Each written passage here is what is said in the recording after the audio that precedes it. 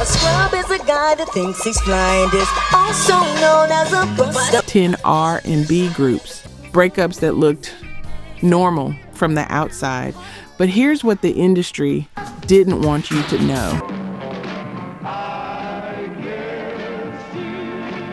You saw the lineup changes, the new faces in the videos, the press releases about creative differences, but you didn't see the lawsuits, the betrayals, the deaths that happened right on stage, or the families still fighting for royalties 40 years later. Some of these stories the groups themselves tried to bury, and after you hear what really happened, you'll understand why. Number 10, TLC. TLC, 3 women who sold over 20 million albums and wrote the blueprint for every girl group that came after them. But here's what people don't talk about.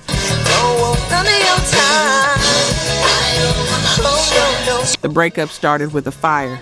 1994, Lisa left Elope, burned down the mansion she shared with NFL player Andre Rison, pleaded guilty to arson, got 5 years probation and a $10,000 fine. And that fine, that's part of what forced TLC into bankruptcy the next year. The biggest girl group in America, filing for bankruptcy at the peak of their fame.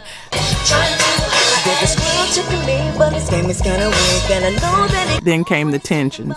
By 1999, Left Eye was calling her group mates selfish and heartless in interviews. She challenged T-Boz and Chili to release solo albums, said, "Let the fans decide who the real star was." If you've ever built something with your best friends and watched it fall apart, you know that kind of pain cuts different. But here's where the story gets worse. April 25th, 2002. Left Eye dies in a car crash in Honduras. She was 30 years old, and here's the part that still haunts people.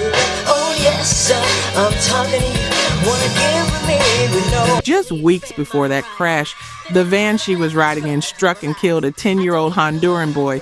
His last name was Lopez. The group was finally working on healing those old wounds. T-Boz had been hospitalized with sickle cell anemia, and Left Eye came to see her, told her to take the time to recover. They were finding their way back, and then she was gone.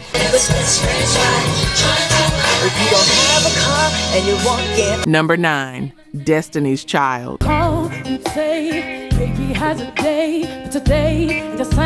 Destiny's Child. Beyonce, Kelly, and Michelle, but that's not how the group started, and the way the original members found out they were fired, that's the part nobody forgets.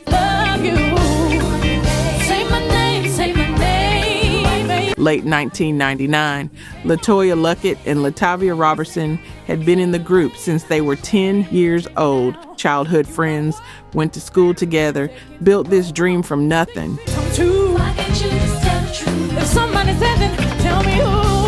Then they started having problems with management.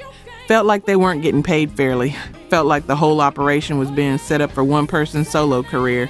And that manager, Beyonce's father, Matthew Knowles.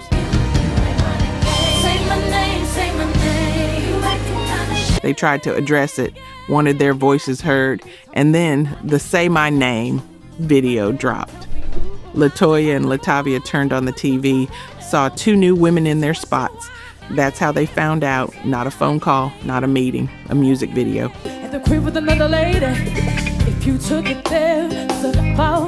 I couldn't believe it was happening, LaToya said years later.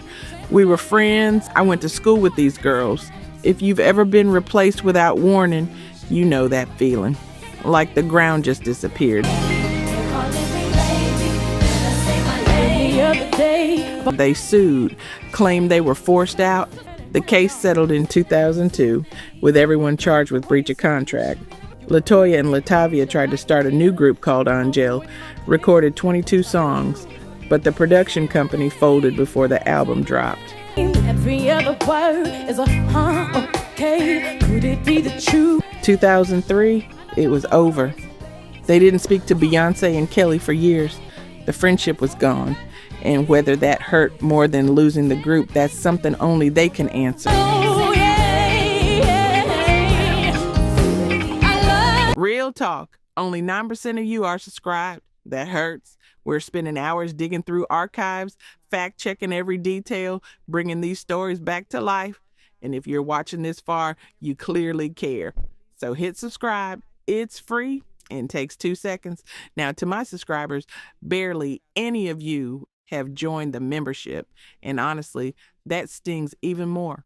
You know the work we put in. You keep coming back. If these videos have ever made you feel something, if this music means something to you, join the membership. It's $1 coffee a month, and it's the only way we keep this going. Let's build this together. All right, back to it. Number 8, New Edition. New Edition. The blueprint for every boy band that came after.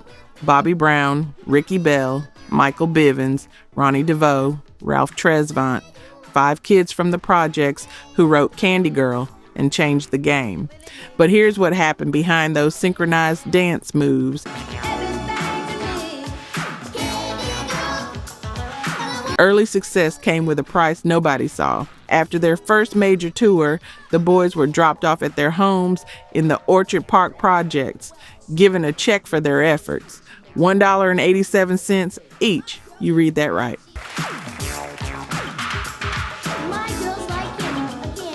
They just sold millions, and each member got less than $2. By 1985, Bobby Brown was causing problems, missing flights, skipping performances, started smoking marijuana, adding sexual moves on stage that didn't fit the wholesome image.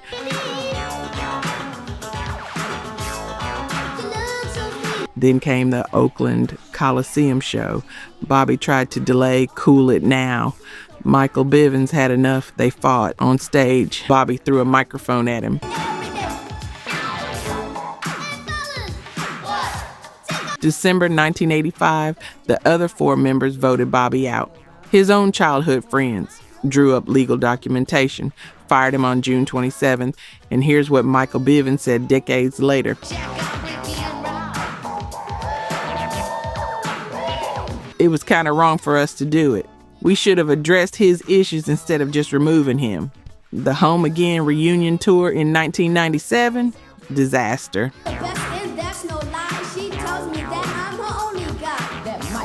Bobby and Ronnie got into another onstage fight. Tour got canceled. Bobby showed up to the next reunion after having a heart attack, but he still performed because that's what the money required. Some of y'all just said, "That's loyalty," out loud. And some of y'all said, "That's desperation." You probably know which side you're on. Number 7, The Temptations, David Ruffin. The Temptations, 5 men whose voices defined Motown, and David Ruffin was the voice that made My Girl immortal. But here's what cocaine and ego did to one of the greatest groups in history. By 1967, David was riding to gigs in a private mink-lined limousine with his girlfriend, Tammy Terrell, separate from the other 4 Temptations, started demanding the group be renamed, wanted it to be David Ruffin and the Temptations, like Diana Ross and the Supremes. When they said no, his behavior got worse. June 1968, David missed a Cleveland show to watch his new girlfriend perform, Dean Martin's daughter. That was the final straw. 5 days later, June 27th, the other 4 officially fired him, replaced him with Dennis Edwards. But David wasn't done. He started showing up unannounced at Temptations concerts.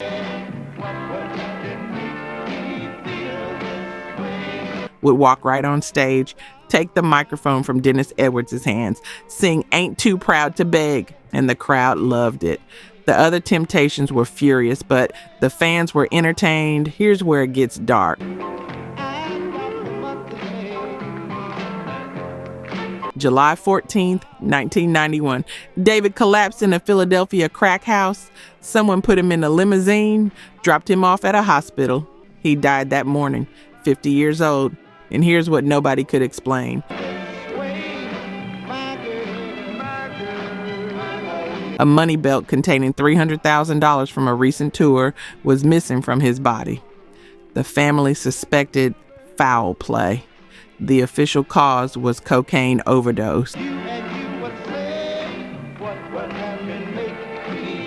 And that's how one of the greatest voices in soul music ended, in a limousine, outside a hospital, alone.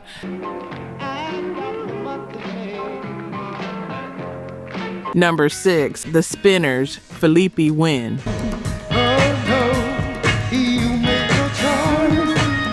The Spinners, Rubber Band Man, I'll Be Around. 7 top 10 pop singles between 1972 and 77, and Felipe Wynne was the voice that made it all possible. But ego destroyed what neither he nor the group could rebuild. Felipe had grown up in an orphanage in Cincinnati, raised in the new orphanage, Asylum for Colored Children. Ran away at 16 to find his mother in Detroit.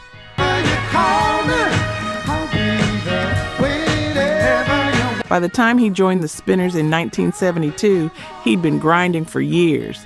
And when he finally got success, he wanted his name on it. He demanded the group be renamed Felipe Wynne and the Spinners.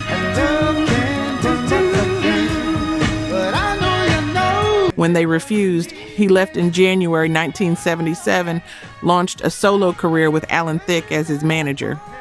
First album, no hits, limited success. Neither Felipe nor the Spinners ever reached the same heights they'd had together. But here's where the tragedy multiplies. Felipe had 2 sons, Alvarez and Emmanuel. Both of them died. Alvarez was killed in a drive-by shooting in Compton in 1999. He was 24.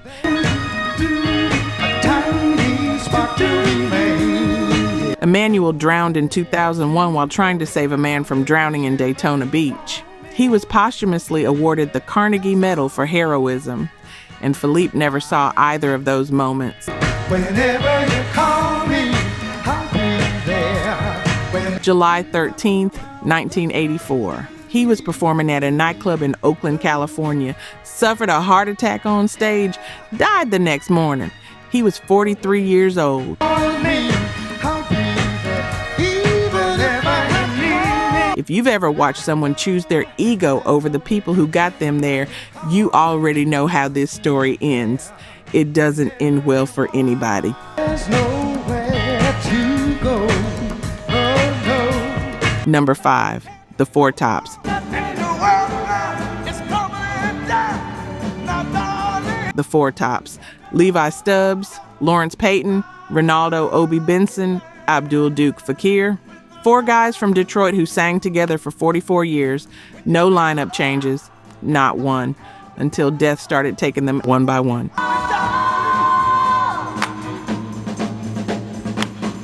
June 20th, 1997, Lawrence Payton died from liver cancer. 59 years old. He was the musical genius who arranged every harmony Aretha Franklin sang at his funeral. She'd known Lawrence since they were kids in the north end of Detroit. The remaining 3 tried to keep going as the Tops, but you can't replace 4 decades of chemistry. Levi Stubbs had a stroke in 2000, stopped performing. By then, his voice was already failing. Cancer was eating away at him.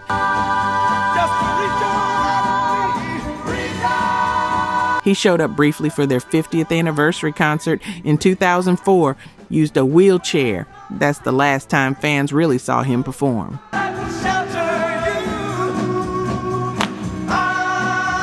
July 1st, 2005, Ronaldo Obi Benson died from lung cancer.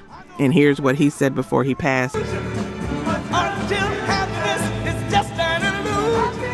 It's like having one body with 2 limbs missing.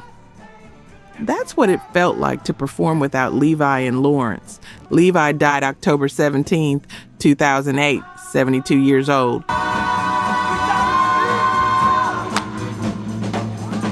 Cancer and stroke finally took him. Abdul Duke Fakir was the last man standing. Kept the group alive with new members until he died in 2024 at 88. Some groups break up over money, some over egos. The Four Tops, they just ran out of time. Number 4, the OJs. The OJs. Backstabbers. Love Train. The soundtrack to the 70s. Eddie Levert, Walter Williams, William Powell. But here's the part that'll make you angry.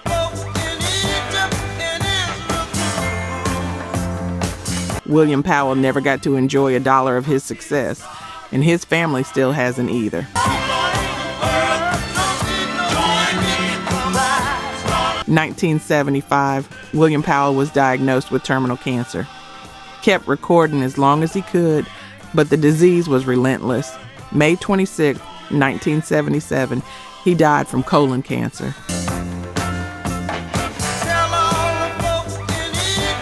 35 years old. The OJs were at the absolute peak of their success. #1 hits, sold out tours, and William never lived to see it pay off. But here's where it gets worse. Philadelphia International Records held William's royalties for years. In 2004, 27 years after his death, they finally contacted his sisters, told them he was owed money. The sisters thought it was a prank.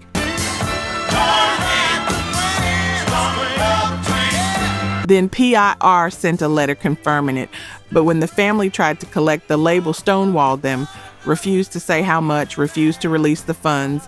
The family sued. PIR finally admitted they owed over $400,000.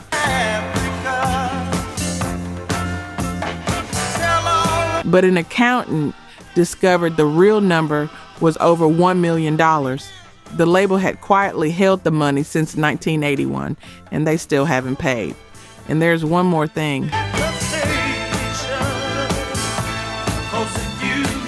Frankie Little Jr., he was a guitarist and songwriter for the OJs in the early 60s. Left the group to go back to Cleveland, disappeared sometime in the mid-70s. His remains were found in a garbage bag in 1982. It took 40 years to identify him. His death was ruled a homicide. The case is still open.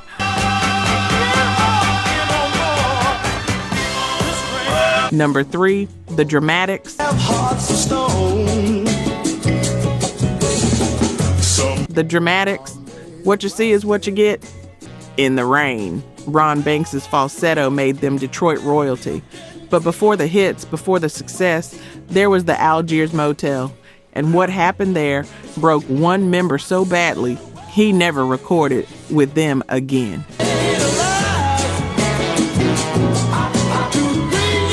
July 1967, Detroit riots. The Dramatics were staying at the Algiers Motel after performing at the Fox Theater. Police raided the motel. What happened next is still disputed. But 3 black men were killed.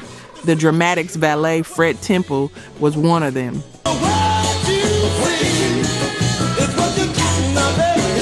Singer Larry Reed was in that room, witnessed the whole thing. The trauma was so severe, he left the group and never came back. Went to sing in the church. That's where he stayed.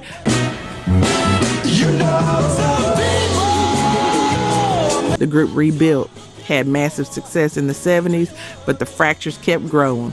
By 2000, there were multiple versions of the Dramatics touring, competing groups, both using the name, members who'd sung together for decades now fighting over who owned the legacy. Ron Banks kept the group going, remained the anchor, until March 4th, 2010. He died suddenly at his Detroit home from a heart attack. 58 years old. L.J. Reynolds said he talked to Ron just minutes before he collapsed.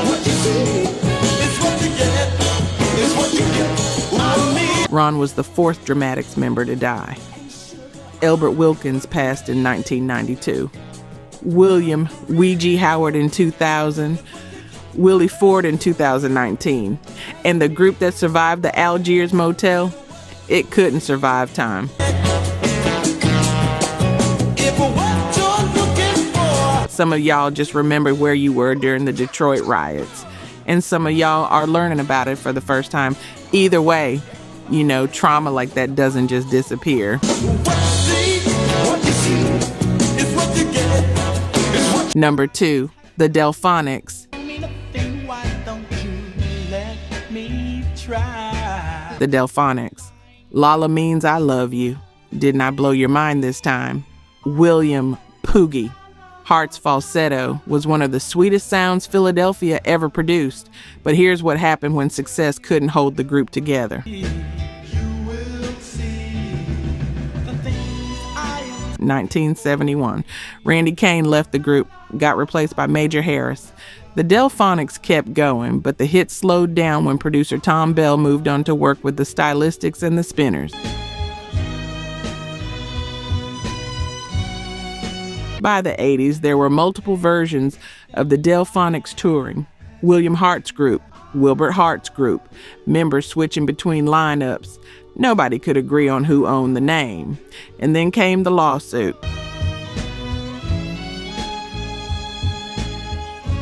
Randy Kane sued William Hart and Arista Records for back royalties. The relationship was destroyed. But here's what matters. Before Randy died in 2009 at 63, he and William mended things, found peace before the end.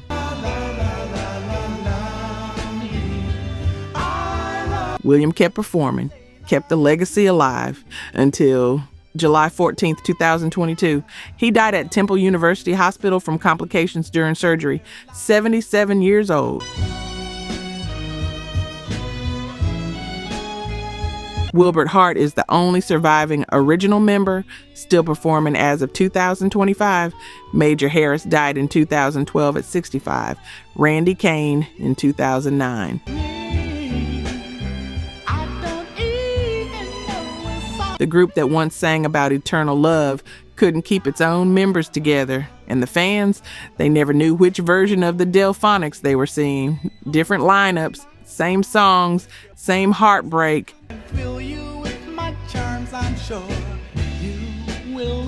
Number 1, the Shy Lights. The Shy Lights. Have you seen her? Oh girl. Marshall Thompson, Eugene Record, Robert Squirrel Lester, Creedle Rhett Jones. But the story that puts them at number 1 isn't just about death.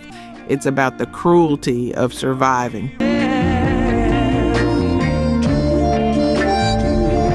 1997. The Shy Lights were returning home from a concert in Pennsylvania. Tour van crashed. 2 people were ejected from the vehicle. Marshall Thompson's wife, Constance, died from her injuries. Frank Reed, who joined the group, had a metal plate inserted in his back.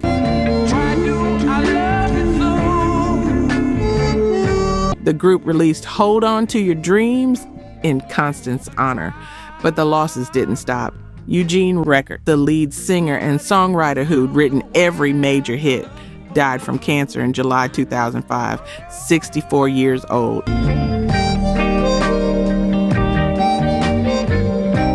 Robert Squirrel Lester died in January 2010 from complications of multiple myeloma, 67 years old. That left Marshall Thompson, the last original member standing. And here's what makes this story unbearable. Saved myself a lot of useless tears. Girl, I died. He's still out there, still performing, still carrying the Shy Lights forward at 83 years old. Not because it's easy, because the alternative is letting everything they built disappear.